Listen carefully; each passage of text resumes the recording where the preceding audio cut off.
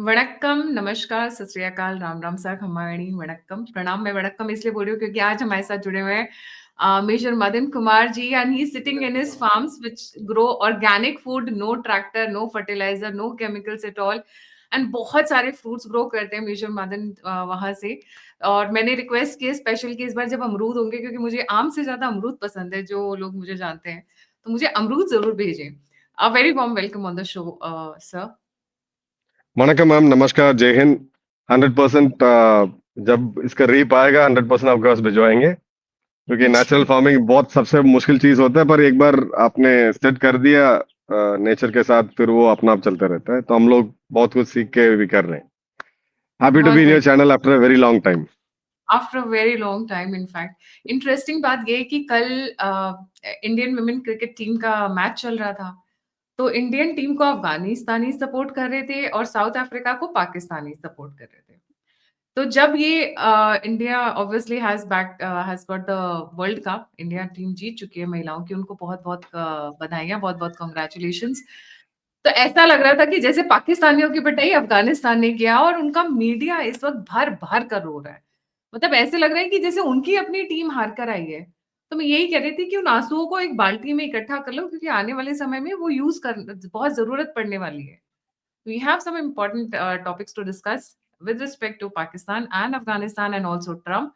बहुत सारी डेवलपमेंट्स हुई हैं। सर, सुनने में ये आ रहा है कि पाकिस्तान इस वक्त एक बहुत बड़ी क्राइसिस की तरफ बढ़ रहा है। Let's get started from there. जी, ओवर टू यू। बिल्कुल मैम।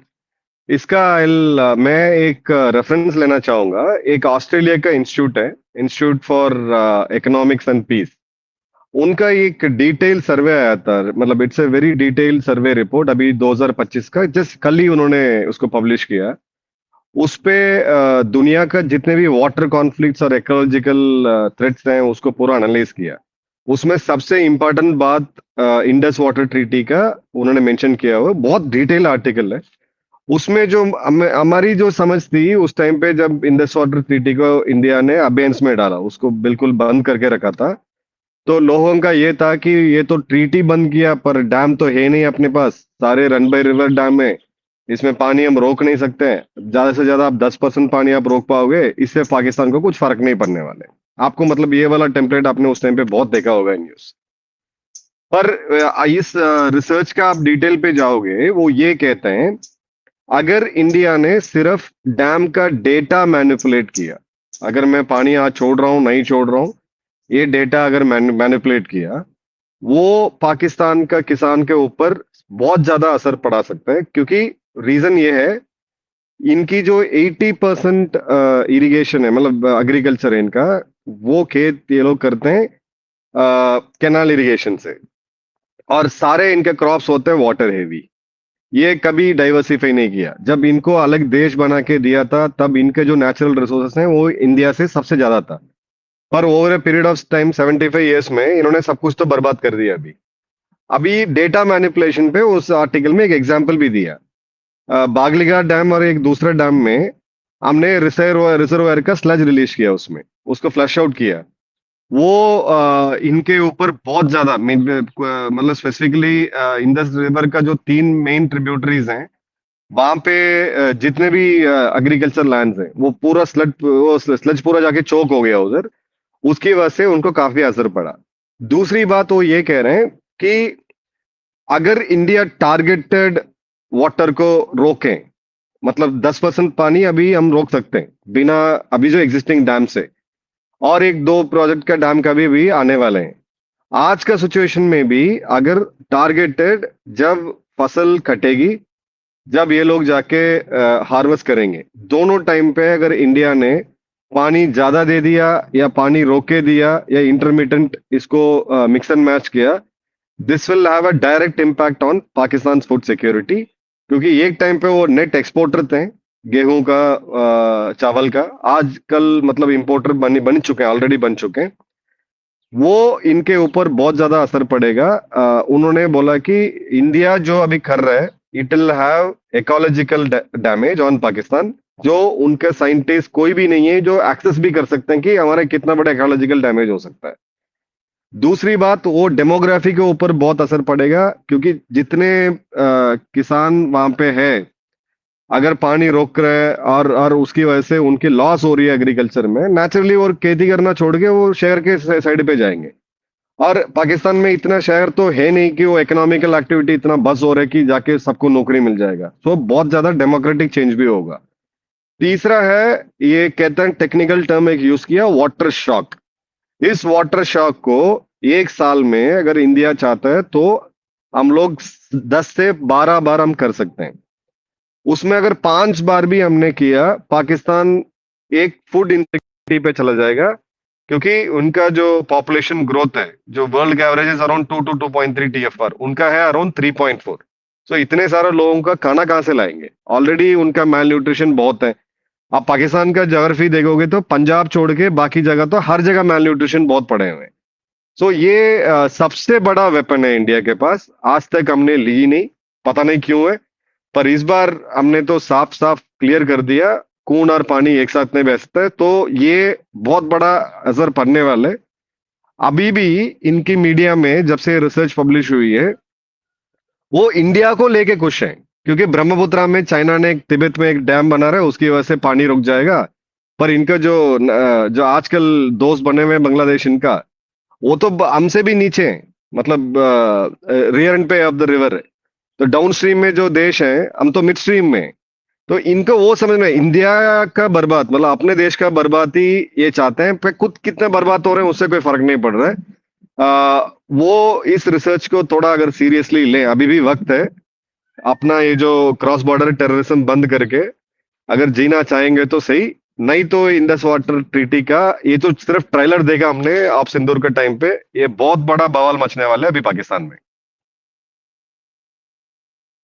कहा जा रहा है इनके डैम्स के अंदर 30 दिन से ज़्यादा का पानी नहीं है। अगर हम पानी रोक लें, तो इनके पास पानी की एक-एक बूँद के लिए तरस जाएँगे। पीने का पानी नहीं रहेगा कराची लाहौर में, स्पेसिफिकली कराची तो सबसे मतलब डाउन स्ट्रीम में ऑलरेडी उनका प्रॉब्लम हो गया, क्योंकि इनका बहुत ज्यादा ऐप हजारली डैम इन्होंने बनाया, वो सब पूरा पंजाब में बनाया और थोड़ा कुछ सिंध में बनाया। कराची का जो पानी है वो तो डाउन स्ट्रीम, जब बिल्कुल समुद्र के पास मिलने वाले तब जाके वो पानी मिलता है। ऑलरेडी इनका वाटर शॉर्टेज है, ऑन एंड ऑफ आते रहता है। ये जो आपने बोला 30 डेज, एग्जैक्टली वो रिसर्च में भी यही लिखा था कि 30 डेज से ज्यादा इनका कोई वाटर रिसोर्स नहीं है। वो भी 30 जो डेज है वो टोटली पंजाब फोकस्ड है, पर इनका एग्रीकल्चर तो सिंध में है, सबसे ज्यादा तो सिंध में है। तो ये इनका इनका ना कोई सोच है, ना इनका कोई लीडरशिप है जो ये कर सकते हैं। एक हर देश का एक फौज होता है, और यही इस पूरे दुनिया में एक फौज के लिए एक देश होती है। तो ये इनका मतलब मैं तो कह रहा हूँ, अगर अक्ल वाला बंदा कोई एक होगा, एक साइंटिस्ट होगा, ये कोई रिसर्च करके फिर सरकार को समझाएगा भैया हमारा ये हालत होने वाले हैं, ये कभी नहीं सोचने वाले, क्योंकि वो है नहीं। वो जो जो थोड़ा कुछ जो पढ़े लिखे बैठे हुए हैं, वो भी इतना रेडिकलाइज्ड है, वो साइंटिफिकली फैक्चुअली नहीं सोच पाएंगे। और इससे एक स्टेट में सबसे ज़्यादा प्रॉब्लम बढ़ने के चांसेस ज़्यादा है major, specially in the province of Sindh, जो अभी बहुत ज़्यादा एग्रेसिव नहीं था as compare to Balochistan. Ma'am ये देखिए, आप एक साल पहले मरियम नवाज और आसिम मुनीर ने दोनों ने मिलके एक इनॉग्रेशन किया, उसका नाम है GPA, green peas Pakistan initiative. Green Pakistan initiative का आप वेबसाइट पे जाके डॉक्यूमेंट पढ़ोगे तो आपको ऐसा लगेगा 10 साल के अंदर पाकिस्तान तो पूरे दुनिया का सबसे वेल्थीएस्ट नेशन बनने वाले हैं और एग्रीकल्चर का हब बनने वाले हैं। उस पे बेसिकली जो सिंध के लिए जाने वाला पानी है, हिमालय से लेके इंडिया क्रॉस करके पंजाब से फिर सिंध होके जाने वाला पानी है, उसको कैनाल से डाइवर्ट करके जो पाकिस्तान का रेगिस्तान है वहां पे लेके जा रहे हैं। वो उस लैंड का जो सबसे बड़ा होल्डिंग होती है इनका फौजी फाउंडेशन, बेसिकली ये आर्मी वालों का, इनके पास वो सबसे बड़ा जमीन होता है। और ये कहता है कि किसानों का लाइफ बदल जाएगा। उसमें जो मिनिमम लैंड होल्डिंग है वो 50 हेक्टेयर्स है। आप कोई इंडिया पाकिस्तान जैसा देश में आप गिने चुने एक दो मतलब परसेंट होंगे जो किसान जिसके हाथ में 50 हेक्टेयर का जमीन है। ये तो लैंड साइज बड़ा कर दिया, और उसके बाद सऊदी अरेबिया के साथ जाके कॉन्ट्रैक्ट फार्मिंग का अग्रीमेंट भी कर दिया कि सऊदी का फूड सिक्योरिटी है नहीं, वो इम्पोर्टेड मॉडल पे रहते हैं, क्योंकि वहां पे कुछ हो नहीं सकता है। तो बेसिकली जो बड़े बड़े लैंडलॉर्ड्स हैं ये सऊदी के साथ टाई अप में होंगे, और उसका जो मजदूरी वाला काम है वो पाकिस्तानी का किसान करेगा। इनका पानी, इनका जमीन, ये सब पूरा वहां पे इस्तेमाल होगा। और वो जो आउटपुट है, जो दाने वहां से आ रहे, जो ग्रेन्स आ रहे हैं, वो जाएगा सऊदी में, क्योंकि वो लोकल मार्केट में नहीं बेच पाएंगे। उसकी प्राइसिंग अलग है। और जब तक सऊदी का पूरा नहीं हो रहा है, वो लोकल मार्केट में अलो नहीं करेंगे। ये जो ग्रीन पाकिस्तान इनिशिएटिव का जो प्रोटेस्ट है, वो हमने आप सिंदूर के टाइम पे देखा था। इनके टैंके नहीं आगे बढ़ पा रहे थे। अगर इंडिया ने अगर फुल फ्लेज्ड वॉर उस टाइम पे डिक्लेयर किया होता, अगर लागोर ज्यादा दूर नहीं है जम्मू से, तो उस टाइम पे इनका लॉजिस्टिक्स बंद हो जाता है। तब इन्होंने क्या किया, जो इनका इनका एक मतलब fourth, I think fourth dynast एक पप्पू है वहां पे, बिलावल भुट्टो को भेजा। He is from Sindh. फिर इन्होंने जाके कमिटमेंट दिया, फिर वो बड़े भाषण दिया कि ये इंडिया ने पानी रोक दिया, भारत ने पानी रोक दिया, हिंदुस्तान ने पानी रोक दिया। पानी हमने नहीं रोका उस टाइम पे। पानी तो आ रहा था। वो पानी को डाइवर्ट करके रेगिस्तान में लेके जा रहे थे, जहां पे इनकी फौजियों का होल्डिंग है। फिर वो नहीं माना। फिर प्रोटेस्ट आगे बढ़ा। प्रोटेस्टर्स के साथ पुलिस के साथ क्लैश हुआ। एक दो प्रोटेस्टर्स मरे थे उधर में, किसान मरे थे। It's a genuine organic protest, it's not incited by India और एनीबडी एल्स। फिर वो इतना बड़ा लड़ाई हुआ। Then this guy has to go and tell. ये फिर वापस जाके बोला, मैं सिंधी हूँ, सिंध मेरा जान है, अगर सिंध का पानी किसी ने रोक दिया, मैं गवर्नमेंट से हट जाऊंगा। All this political drama they doing. अभी फिलहाल आज इस साल की अगर बात करें, तो थोड़ा मानसून बेटर है। पूरे साउथ एशिया में मानसून थोड़ा बेटर है। पर अगले साल हमें नहीं पता है। और मानसून में जितना पानी एक्स्ट्रा आया, वो तो ऑलरेडी चला गया समुद्र में। इनका कोई ज्यादा डैम्स नहीं है। और लोगों का ये भी गलत फहमी है कि चाइना इनके लिए डैम बना रहा है। चाइना डैम तो बना रहा है, चाइना पानी के लिए नहीं बना रहा है, चाइना एग्रीकल्चर के लिए नहीं बना रहा है। चाइना बना रहा है हाइड्रो इलेक्ट्रिक पावर प्रोजेक्ट्स, जो रन अवे वाटर का ड्राम है। तो ये इन्होंने बोला कि चाइना हमारे लिए डैम बना देगा, चाइना भारत के लिए पानी रोक देगा, दोनों साइड से हम इसको स्ट्रैटेजिकली हैंडल कर लेंगे। बात वो नहीं है। There are lot of records जो ऑलरेडी, जो फर्टाइल लैंड है स्पेशली सिंध में, बिकॉज इन्होंने जो अनप्लान्ड और जो अल्टीरियर मोटिव, मनी का मोटिव से डैम बनाया, उसकी वजह से सी वाटर अंदर आ गया। समुद्र से पानी अंदर आके उनकी ग्राउंड वाटर सलाइन हो गया। आप मतलब कुआं खोद के आप पानी पी भी नहीं पाओगे वहां से। तो ये तो ऑलरेडी है प्रॉब्लम इनका। अभी सिंध का जो जीपीए का जो चल रहा है, इट इज अभी जो थोड़ा ठंडा है, क्योंकि इस बार बारिश ज्यादा हुआ। आप अगले साल ड्रामा वेट करके देख लो, सिंध का हालत आपको पता चलेगा कि ये जीपीए का इन्होंने जो ड्रामा किया, वो उसका इफेक्ट क्या होने वाला है। मतलब सिंध एक नया बवाल खड़ा होगा। अच्छा, मैं व्यूअर्स की इन्फॉर्मेशन के लिए बता दूं कि इनके पास जो अलुवियल सॉइल है, जो सबसे फर्टाइल सॉइल होती है अक्रॉस द वर्ल्ड, वो भारत से ज्यादा इनके पास था, क्योंकि पूरा का पूरा इंडस बेसिन इनके पास आ गया था। बट इन्होंने मेंटेन नहीं किया, डीसिल्टिंग नहीं की। जितने भी डेल्टा वाले चोक पॉइंट्स है, जहां पर एक नदी समुद्र में जाकर मिलती है, वहां पे सॉल्ट वाटर हो जाता है कई बार। तो उसकी सफाई भी करवानी पड़ती है, वहां पे कई बार ड्रेजिंग्स भी करवानी पड़ती है, उनका ध्यान रखना पड़ता है। बट इन्होंने कुछ नहीं किया, एक पैसे का इन्वेस्टमेंट नहीं किया। सारा पैसा पाकिस्तान आर्मी खा चबा के डकार चुकी है। पैसा निकलता है ऑफिस से, ऑफिस अकाउंट से, पर वो खर्च नहीं होता है। बट सर, यहाँ पे सिंध के साथ साथ आपको लगता है इसकी वजह से इंटरनल डिस्टेबिलिटी बढ़ जाएगी, इंस्टेबिलिटी बढ़ जाएगी पाकिस्तान में? मैम, किसी भी सोशल पैरामीटर्स और पॉलिटिकल पैरामीटर्स पे आप देखोगे, ये देश ऑलरेडी बहुत अनस्टेबल है। इनकी कॉन्स्टिट्यूशन पता नहीं कितनी बार चेंज किया। आसिम मुनीर ने अपने हिसाब से इनकी कॉन्स्टिट्यूशन फिर से एक बार बदल दिया। सुप्रीम कोर्ट के पैरेलल एक और कोर्ट खड़ा कर दिया। फिर ये डिसाइड करेंगे कि किस कोर्ट में कौन सा केस जाएगा। तो जुडिशियल सिस्टम खत्म है। पॉलिटिकल सिस्टम में जो भी वो बेवकूफ था, है तो वो पॉपुलर लीडर है इमरान खान, वो अभी जेल में है। उसकी पार्टी का कोई भी सिंबल में कोई कंटेस्ट नहीं कर सकते हैं। So there is no opposition party. और जो रूलिंग पार्टी, ये कैसा गवर्नमेंट में है इनको खुद पता है। ये आपस में लड़ रहे थे, तीन चार परिवारवाद को एक साथ किया। फिर उन्होंने बोला, भाई आप बैठो, हम चला लेंगे देश। जब असीम मुनीर गया था यूएस में, वहां पे ये कहता है कि politics is too serious a business to be left to politicians. तो ये तो कि भैया पॉलिटिक्स तो है, वो तो हम संभाल लेंगे। ये इतना बड़ा चीज है कि हम सिर्फ पॉलिटिशियंस पे, पॉलिटिशियन क्या क्या करता है, वही पॉलिटिक्स करेगा। आर्मी का क्या रोल है? आपको देश सुरक्षा करने का रोल है। तो ये तो ऑलरेडी इन्होंने डिक्लेयर कर दिया कि हम इसको, देश को चलाएंगे। और ये कहता है मेरा टाइम के अंदर हम गजवा हिंद, वॉट एवर दे कॉल, कि हम इसको कश्मीर को हम वापस ले लेंगे, इंडिया को बर्बाद कर देंगे। आपने वो सुना होगा, we are India is a shining Mercedes truck, Mercedes car, we are a dump truck. हम तो ये तो लैंग्वेज इनका है। तो व्हेन ही सेज दैट कि आई एम गोइंग टू इन मेरे टाइम पे, वो 10 साल की बात करता है। 2000 मतलब 2035 तक यही रहेगा और मैं उससे पहले इंडिया को बर्बाद कर दूंगा ये। तो ये तो स्टेबलाइज्ड ऑलरेडी है, अनस्टेबल है। 25 बार तो ये आईएमएफ में लोन जा चुके हैं, अभी भी आईएमएफ बेल आउट पैकेज में जी रहे हैं। जो चाइना को इनको वापस जो करना था, इवन द इंटरेस्ट बेसिक किस्ती जो देना था वो नहीं दे पा रहे। पर इनका ये है, क्योंकि इस देश का जो अब मतलब इतिहास में थोड़ा पीछे जाके देखेंगे, this countries identity is under serious crisis since the day it was formed. एक ही चीज इनको यूनिट करता है, ये जो 25 करोड़ रेडिकलाइज पॉपुलेशन है, 25 करोड़ पॉपुलेशन को यूनिट करने वाली एक ही बात है, वो है हिंदुस्तान विरोध और हिंदू विरोध। इसलिए अभी operation Sindoor, this was incited by Asim Munir to gain control over the power. वो तो अचीव कर ली उसने, पहलगाम में किया। उसको 100% पता है इंडिया इनको मारने वाले हैं, घर के अंदर घुस के मारने वाले हैं, अपनी फौज जाएगी अंदर।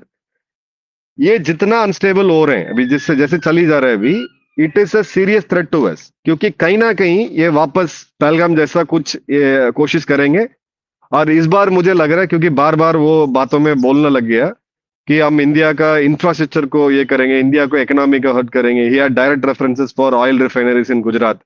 अभी यूक्रेन रशिया के बाद इनको लगा कि ठीक है, हम इनको जैसे मुंबई पे इन्होंने किया था, टारगेट किया था 2008 में, तो इंडिया का इंफ्रास्ट्रक्चर को टारगेट करेंगे। तो ये तो लड़ाई 100% होगा, बट एंड रिजल्ट देश तो बर्बाद हो ही रहे, इंस्टेबल है तो देश तो बर्बाद हो ही रहे, पर उसका पावर गेन हो रहा है। That he has achieved what ever, जिसके लिए इसने इंसाइट किया था पहलगाम में जो हुआ हमला, वो इसको बेसिकली पावर कंसोलिडेशन के लिए। अदरवाइज ये लोग इसको, आपने देखा होगा लास्ट ईयर मई में इमरान खान का सपोर्टर्स ने तो वो कोर कमांडर के घर पे घुस के उधर सबको, ये श्रीलंका का सीन हम देखा था। ये पाकिस्तान का हिस्ट्री में ऐसा इंसिडेंट कभी नहीं हुआ कि किसी फौजी है, वो भी एक जनरल का कोर कमांडर के घर पे जाके पब्लिक जाके वहां पे राइटिंग कर रही है। वो तो हुआ नहीं। सो ही नोस कि he is in danger, Pakistan army image is in danger. उनको एक ही चीज बचा सकता है, ये जो बेवकूफ पॉपुलेशन है, जो रेडिकलाइज पॉपुलेशन है 25 करोड़ लोगों का, वो है हिंदू विरोध और इंडिया विरोध। क्लासिकली इसी ट्रैक्शन पे अभी नेक्स्ट 2-3 ईयर्स चलेगा। राइट। एक एक आई हैव अ क्वेश्चन। इन्होंने गिफ्ट कर दिया था अक्साई चिन एंड लद्दाख वाला एरिया चाइना को। आपको लगता है क्योंकि ये एरिया वाटर रिच है and China has always been looking at this area not because of anything else, because of water, fresh water, जो कि उनको सेमीकंडक्टर इंडस्ट्री में भी यूज होता है, एंड ऑल्सो ड्रिंकिंग वाटर। आपको लगता है सिचुएशन कभी इतनी खराब आएगी तो ये चाइना को बोलेगी ऐसे ऑक्सीजन वापस दे दो हमें, हम we want to use it again? Is it by any chance possible? नहीं मैम, वो तो ये तो मांगेंगे तो कुछ भी मांगेंगे। ये ऐसे लोग हैं जैसे पालस्तीन जैसे देशों के पास जाके एम्बुलेंस मांगा था इन्होंने, भीख मांगा था। ये तो कुछ भी मांग सकते हैं किसी से भी, पर चाइना 1 इंच भी नहीं देगा वापस। वो भी इतना पावरफुल फोर्स, हम सोचें कि एक टेरिटरी सीड करें जस्ट लाइक दैट, क्योंकि ये पानी के बिना पानी के मर रहे हैं, वो तो होगा नहीं। वो भी क्लासिकल ब्लंडर है कि वो इंडिया विरोध का वो क्लासिकल एग्जांपल है कि मेरा दुश्मन को हराने के लिए मैं खुद का अपना जो प्राइस्ड रिसोर्स है जो भगवान ने दिया मुझे, पानी, और वो भी जाके मेरा दुश्मन का दुश्मन को दे दिया। तो वही वाला हिसाब है, चाइना कभी वापस नहीं देगा उसको। इट इज अ गिफ्ट और it is under some kind of agreement, मतलब कुछ पर्टिकुलर इयर्स का एग्रीमेंट है, या it is given permanently? Like how is the नहीं, it is arrangement? Ceded permanently, और territory has been ceded permanently. अब पाकिस्तान का इवन ऑफिशियल मैप में भी आप देखोगे तो that territory is already seeded. Okay. ये नाउ कहते हैं कि नहीं नहीं हम जॉइंट मिलिट्री एक्शन करेंगे, that will be like a strategic thing between iron brothers, ये सब ड्रामा है। Basically that area is in complete control, under Chinese control. Right. तो मतलब वहां से भी गए और जो यहाँ पे से भी गए, और अब तीसरी तरफ आ रही हो, अफगानिस्तान नहीं, से भी इनफैक्ट गए मैं आपको एक वहां। चीज बताता हूँ, इनको एक चीज बताता हूँ, अगर इवन पाकिस्तानी एक जनरल को भी अंदर जाना है, वो चाइना से परमिट्स लेके ही जाना पड़ेगा उसको, वैसा नहीं जा सकता है। अच्छा, मतलब एक बार दिया तो दिया, इट इज आउट। दिया दिया, इट्स बस लाइक, बस बस, it's and done, already done. How stupid they can they B कि इन्होंने मतलब एक सबसे इंपॉर्टेंट एरिया इन्होंने दे दिया। आप उस टाइम का इनका पाकिस्तान का जो स्ट्रैटेजिक सर्कल है, थिंकिंग, इनका कुछ थिंकर्स होते हैं, इन्होंने, इनका सोच वो था कि अगर ये जगह हम दे दें चाइना को, चाइनीज मिलिट्री का प्रेजेंस यहाँ पे आ जाएगा, अगर पीओके के ऊपर इंडिया ने वापस एक हमला की तो चाइना और पाकिस्तान साथ में लड़ेंगे। ये बेवकूफी थी इनकी। हाउ हेलुसिनेटेड वर्ड है, मैं ये बोलूंगी। क्या भांग पी के, चरस पी के ऐसा काम किया? बट एक तरफ तो चाइना की तरफ चला गया अलग सचिन, जहाँ पे water resources could have been good. इधर ये परेशान है क्योंकि इधर से इंडिया नहीं जाने देगा, वाटर शॉक्स दे सकते हैं। अफगानिस्तान ने भी उधर से घेर रखा है और इंडिया को स्पेशली बुलाया डैम्स बनाने के लिए। उनका चीफ है जो तालिबान सुप्रीम चीफ है, उन्होंने ऑलरेडी दे दिया भैया 2 साल के अंदर डैम बनाओ, और वो रिवर का जो मेन ट्रिब्यूटरी है उसके ऊपर एक चेक डैम बनाओ और रोक लो करके। That is not a runway water dam, it is going to be reservoir dam. तो वहां से भी पानी इनका आने वाले प्रॉब्लम केपी खैबर पख्तूनख्वा में और बलूचिस्तान में, क्योंकि it is already a water short area. It's a very tough water short area.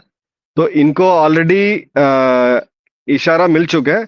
और दूसरा है, Taliban doesn't work like India. उन्होंने डिसाइड कर दिया, ऊपर से एक आदेश आया तो एग्जीक्यूट करेंगे। इसका design all likely Indian engineers बनाएंगे। और उन्होंने बोला कि किसी देश का मतलब दे बेसिकली मेन चाइना, ऐसा नहीं कि चाइना वाला को, because China is the master in dam building in the world. US India कहीं पे भी नहीं है पास में। पर उस स्टेटमेंट में ये भी क्लियर है कि हम लोकल एम्प्लॉयमेंट चाहते हैं, क्योंकि हम लोकल कंपनी को देंगे। ऑब्वियसली कोई इंडियन कंपनी जाके उधर काम करेगा। They are not very very clear Taliban का कि डैम बनाएंगे, पानी रोकेंगे फॉर 2 रीजन। खुद की उनकी एग्रीकल्चर फूड सिक्योरिटी है चाहिए उनको, क्योंकि हम गेहूं बेचते हैं उनको। They don't want to depend on be dependent permanently on other forces. दूसरा मेन है कि they want to do what India did in May. इनको पानी के साथ इनको रोकना पड़ेगा भैया। यहाँ ये काबुल में हमला, बिना एयरफोर्स का एक देश है, उसके ऊपर आपने 2 जहाज भेज दिया, ना एयर डिफेंस है, वहां पे 2 बमें गिरा दी, और मतलब बहुत बड़ा वो ब्रेवरी दिखा रहे हैं। उनकी ब्रेवरी को थोड़ा इनको ग्राउंड पे लेके आने के लिए they already started the project. I think by 2028 2029 तक वो डैम भी कंप्लीट भी हो जाएगा। तो चारों तरफ से अब क्योंकि ये सिचुएशन इतनी टेंस्ड हो जाएगी, तो आपको लगता है क्या वर्ल्ड बैंक या यूनाइटेड नेशंस इंटरवीन करने की कोशिश करेंगे, या फिर कुछ इम्पैक्ट होगा अगर इंटरवीन करते हैं तो? अगर इंटरवीन करते मैम, हम ये समझना चाहिए, अब जो छोटे जोड़े देश हैं, जैसे कंबोडिया और ताइलैंड की लड़ाई हुआ, ये जो इंटरनेशनल ऑर्गेनाइजेशन से इनके साथ हुआ क्या है, ये तो कोई एक देश का छोटा भी लड़ाई रोक नहीं पाते। गाजा चल रहा है अभी पिछले 3 साल से, इसराइल गाजा का, उक्रेन रशिया का चल रहा है, बीच में अजरबैजान आर्मेनिया का हुआ, इतने सारे देशों में रायट्स हुआ, रिजिम चेंज हुआ। कहीं आपको दिख रहा है कि डब्ल्यूएचओ या यूएन और जो वर्ल्ड बॉडीज हैं ये कुछ कर पाए? हम रूल बेस्ड ऑर्डर से काफी दूर आ चुके हैं। Anybody and everybody is a master. जिसके हाथ में पावर है, जिसका अलायंस है, वो चला रहे हैं अभी। इसी इंटरनेशनल ट्राइब्यूनल ने UNCLOS, which is the governing body of the entire world maritime security और मैरीटाइम इकोनॉमिक जोन, सबको गवर्न करते हैं, उनक्लॉस ने एक क्लियर ऑर्डर दिया in favour of Philippines, sorry Indonesia, की ये जगह इंडोनेशिया का है, बट वो चाइना का कब्जे में। और China one of the permanent member of UN security council. क्यों ये पाकिस्तान जिसके पास भी जाए, वर्ल्ड बैंक ने भी अभी ये बोला था कि हम we can help in mediation. अगर आप दोनों चाहते हो तो हम आके आप मीडिएट करके इसको सेटल करने की कोशिश करेंगे एज ए मीडिएटर नेगोशिएटर। पर इंडिया ने अग्री नहीं किया उसको। तो they are not the governing authority. अगर वो कल एक इंटरनेशनल कोर्ट में जाके, आईसीजे में जाके एक रूलिंग भी लेके आ रहे हैं इंडिया के अगेंस्ट, तभी we are not bound by it, क्योंकि आईसीजी का इस पे हमने कभी साइन ही नहीं किया। आईसीजी ने पुतिन के अगेंस्ट अरेस्ट वारंट निकला हुआ है, बेंजामिन नेतन्याहू और ऊपर अरेस्ट वारंट निकला हुआ है। ये तो खुले घूम रहे हैं हर जगह पे। ये इंटरनेशनल जो ऑर्गेनाइजेशन है उनके पास जाके किसी का कोई फायदा नहीं है। पाकिस्तान से उसमें कुछ नहीं मिलने वाले उसमें। Right. And what about Trump? आज भी ट्रम्प का तड़कता भड़कता बयान आया है जी। ये ट्रम्प का अपना थेट्रिक्स है। जब तक इंडिया अमेरिका का ट्रेड डील साइन नहीं हो रहा है, दिस इज अ वे ही प्रेशराइजेस। क्योंकि उसको क्लियरली पता है ये मतलब रिपीटेडली ये क्यों आ रहा है, क्योंकि अभी बिहार में सबसे बड़ा एक स्टेट है हमारा, इलेक्शन होने वाला है, BJP has got a very very high stakes in it. उस पे आप इसको प्रेशराइज करोगे लोकल पॉपुलेशन को, आपको कि आपका प्रधानमंत्री वीक है, मैंने लड़ाई रुकवा दी। So this is a narrative. वो एग्जैक्टली अपोजिशन पार्टीज बिहार में इस मुद्दे को लेके बात भी कर रहे हैं। पर ये ओवर यूज हो चुके हैं। ट्रम्प साहब को ये नहीं समझ में आ रहा है कि ये ओवर यूज हो चुके हैं, और ये सोशल मीडिया का एरा है। Like channels like yours, mine, there are hundreds of channels where get people get authentic information. People, लोगों को पता है कि यार हो क्या रहा है। तो ये जो बार बार जो रिपीट हो रहा है, that is purely on trade negotiation. आप लिख के ले लो, जिस दिन इंडिया यूएस का ट्रेड डील साइन हो जाएगा, नेक्स्ट डे से आपको wall street journal, New York times, writers, Trump और इसके जो साथ में पीटर नवारो, स्कॉट बेसेंट, कोई इसकी बात ही नहीं करेंगे। This is purely a pressure tactics. Right. आज ट्रम्प ने कहा ना कि मैंने India was going to have a nuclear war with Pakistan, मैंने रोक दिया और लाखों लोगों की जिंदगी बचा ली। आज फिर से वो रिटोरिक चालू हुआ था। But coming to a very important, जब जब ये पानी रुकेगा, इंस्टेबिलिटी बढ़ेगी पाकिस्तान के अंदर। आपको लगता है कि इंडिया पाकिस्तान में और टेंशंस क्रिएट करेगा, हाइटन करेगा, रैडिकल एलिमेंट्स और बढ़ेंगे, and there might be another Pahalgam also. मुझे ऐसा लग रहा है कि ये मतलब ये बढ़ जाएंगी, सिचुएशंस और स्ट्रेसफुल और टेंस्ड हो जाएंगी। मैम, दो चीजें हैं। ये एक इनका थ्रेशोल्ड है, समथिंग लाइक मे, जो इमरान खान का सपोर्टर्स, बेसिकली जो पीटीए का cadre, lot of public people where also, आम आदमी भी थे उसमें, जो कोर कमांडर के घर के अंदर घुस गए थे। वो बहुत बड़ा दंग रयाट हुआ उधर। अगर वो सिचुएशन फिर से आया वापस पाकिस्तान में, आप लिख कर ले लो, पहलगाम से बड़ा कुछ करने की कोशिश करेंगे। पर इस बार ये होगा कि जो मैं समझ रहा हूँ इनकी जो स्ट्रेटेजी है, जो मेरी समझ की है, there are two ways you can use terrorism as a tool. एक तो प्रॉक्सी वार, आप वहां से लोगों को रेडिकलाइज करके, जैश ए मोहम्मद, हिजबुल मुजाहिदीन, इनके है बहुत सारे हैं, उनको इंडिया में भेजो और पहलगाम जैसे एक हमला करो, जो ऑलरेडी हो चुके हैं। दूसरी बात यह है कि पर ये बार बार ये यूज नहीं कर सकते हैं, क्योंकि जो FATF है, फाइनेंशियल एक्शन टास्क फोर्स है, उसका ग्रे लिस्ट में आए थे 2016-17 के आसपास। फिर 4 साल में इनकी जो बचा बचा जो भी इकोनॉमी था वो गिर गया।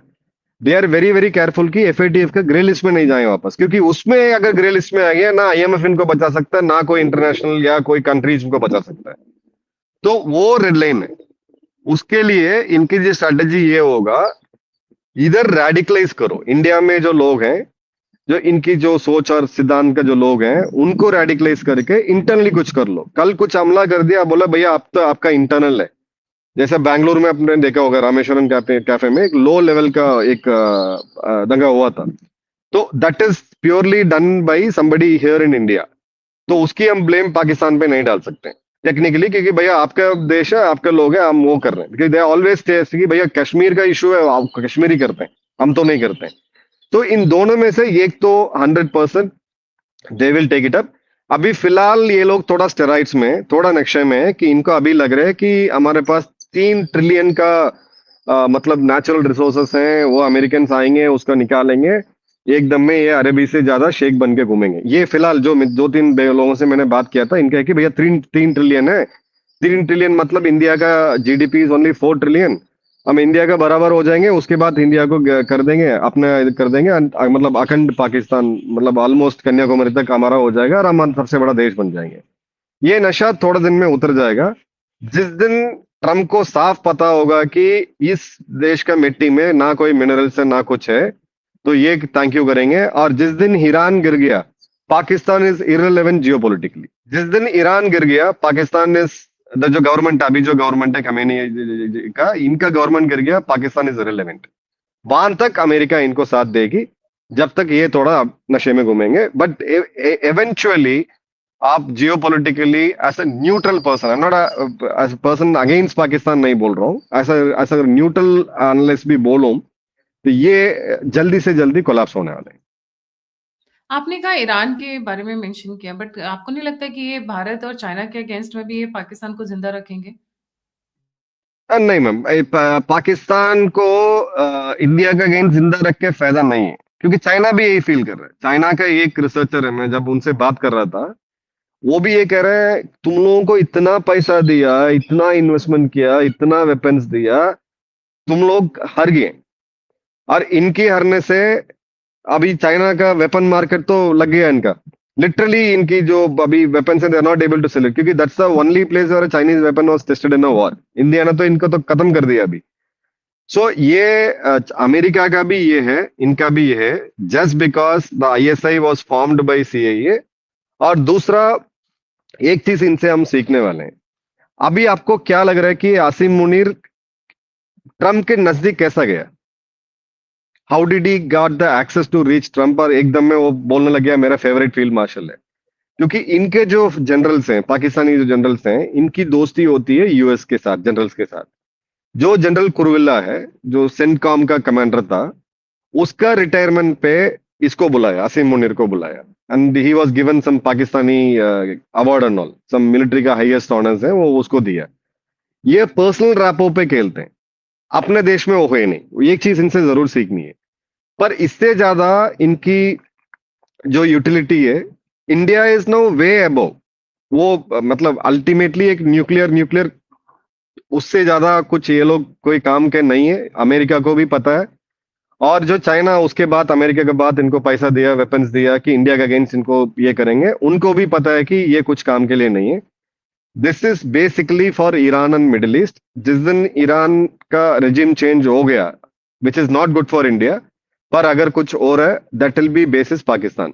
क्योंकि डियाजियो गार्सियो से जो यूएस आर्मी में जो चल रहा है अभी, इनकी कॉस्ट ऑफ ऑपरेशन, जो ऑपरेशन मिडनाइट हैमर अभी किया इन्होंने 2-3 महीने पहले जाके ईरान की न्यूक्लियर फैसिलिटी सही किया, दैट कॉस्टेड देम रफली around 17,000 crore in Indian currency, 17,000 crore. अगर ईरान बड़ा देश है, छोटा देश नहीं है, they cannot just repeat Iraq. अगर ईरान पे हमला करना है, they have to do kinetic action. अगर मतलब इनको ईरान को अटैक करना होगा, ये डियाजो गार्सिया से निकल के आना पड़ेगा, which is a very expensive thing. Qatar अपना टेरिटरी यूज नहीं करने देगा। There is some equation between Qatar and Iran, even though they are not friends. पर इनका जो सबसे इजीएस्ट और कॉस्ट इफेक्टिव सोल्यूशन है ईरान के ऊपर अगर मिलिट्री एक्शन लेनी है, वो है पाकिस्तान। क्योंकि उज्बेकिस्तान और जो बचा हुआ कंट्रीज है, वो तो नहीं करेंगे, they will not go against Israel, sorry Iran. तो उसी के लिए आप जो जियोपॉलिटिकल मूव्स अभी देखोगे कि बेंजामिन नेतन्याहू का हाथ मिला रहा है जाके एक पाकिस्तानी प्राइम मिनिस्टर, आपने हिस्ट्री में नहीं सुना होगा। जो इनकी फाउंडिंग फादर हैं, जो इन्होंने बोला Pakistan is pure pure land of Islam, पूरे दुनिया में जहां पे मुसलमान को कुछ होगा, पाकिस्तान साथ में रहेगा, आप कहाँ गए हो sir? That is purely for Iran. ये जो इनको शॉट अभी स्टेरॉइड्स मिले हुए, ये ईरान की वजह से।